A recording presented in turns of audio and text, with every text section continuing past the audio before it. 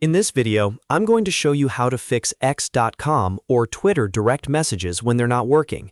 And the good news is that this is usually a simple browser issue you can solve in just a couple of minutes. If your DMs won't load, won't send, or the messages panel is acting strangely, don't worry. We're going to walk through two of the most effective fixes step by step.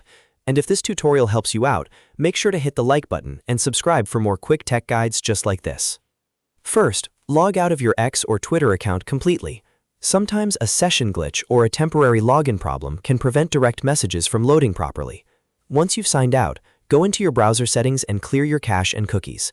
This is important because old stored data can conflict with the latest version of the site and stop features like DMs from working the way they should.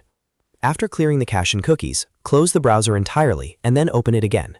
Now log back into your account and test the direct messages section again. In many cases, this alone is enough to fix the issue because you're starting with a fresh session and removing any corrupted data that may have been causing the problem. If the messages still aren't working, the next step is to test X in an incognito or private window. Open a private browsing window in your browser, go to x.com, and sign in again. This lets you check whether the issue is related to your regular browser profile, your extensions, or your saved site data.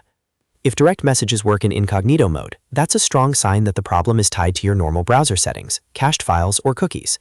If they still don't work there either, the issue may be on X's side, or your account may need a little more troubleshooting.